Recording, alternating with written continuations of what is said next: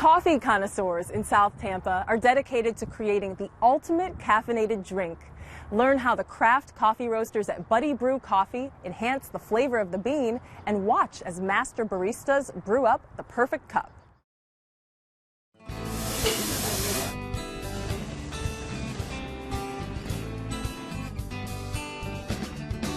I think coffee roasting is a cool synthesis between science and art, because there is a chemical reaction that's happening to the bean. You put those two kind of things together, and that's when the magic of coffee roasting really happens. Coffee roasting is definitely, it's an art, it's a science. There's a lot of temperature tracking, and in the first part of the roast, we're really looking to see like a really rapid gain in that roast, which just sets the rest of the roast off really well. So there's some science there, there's some chemistry and whatnot. We're converting the bean and some of the flavors into sugars. We're creating some different compounds that are very complicated. That process takes a ton of time. It's really almost always an ongoing 12-hour process of roasting and cupping just to get our recipe, or what we call our roast profile, right.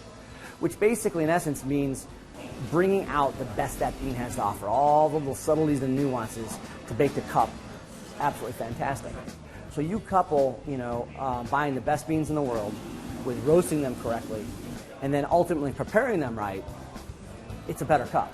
And that's what people discovered. The art aspect is well in there. It's just like thinking about the bean, where it came from, what you're trying to do with it, and it's just putting Buddy Brew's personal kind of flavor stamp on there. It's like, you're kind of tasting our palate, is what you're saying. It could be another roaster with the same style of bean, and they wouldn't roast it the same way as we did it. There's just so many different areas along the way to drop it or to finish it, and how you get there is a big thing. So we really highlight what we like when we serve a cup of coffee. So you're kind of drinking a little part of, of what we have to offer. The art of it, to me, is watching it and these indicators. You can watch temperature and you can watch the time, but you can really influence the bean through, judging by color and seeing what it looks like and the sound. You're always listening. There's a big thing on smell. When it comes into yellow, you leave if you smell the beans in that kind of transition point, it goes from like this wet kind of lawn clippings, grass clippings, to more of this dry hay. Again, it's like you have the numbers there as the science, but the art, you're kind of watching the color, you're kind of telling what's happening in there through the aroma.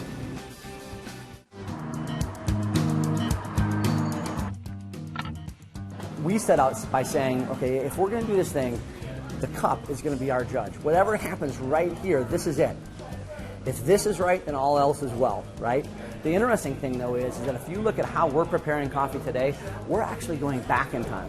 Even like Melita, which is a pour-over. They were really the inventors of the pour-over. Melita, another local company based out of Clearwater. Their first cone was developed in like the early 1900s, like 1905 or something like that. And so you look at how we make coffee today, it's not too dissimilar to what they were doing way back then. The difference, though, is that we are coffee freaks. So we look at every single detail of what we're doing, and we control it all. We control the exact water to temperature, the exact dose of water, right down to 1/10 of a gram of how much coffee we're using to do these methods. And then we control the exact extraction every single time we do it. So the cup is the same every single time.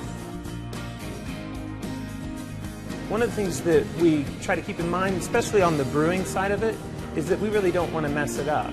We get the coffee already in a pristine condition. So we're sourcing great coffee, we're roasting it to perfection, and then what we do as brewers is not mess it up.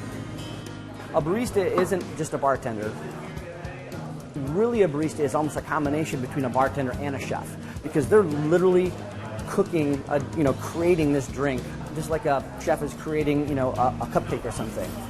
They're doing something. They're changing and creating. An espresso, if you look at the root of the word, it refers to espressly for you. So it's really not about speed. It's about I'm making a drink just for you. Our saying is brew good, do good. And, brew good is everything we just talked about. It's about the cup of coffee. Like, in the end, this is our judge. Doing all those pieces from sourcing the right coffee, to roasting it to sweet, delicious perfection, to actually creating the cup of coffee itself. That's the brew good part. The do good piece is the people. It's about the community that's created here, and pressing out into the community and making a difference.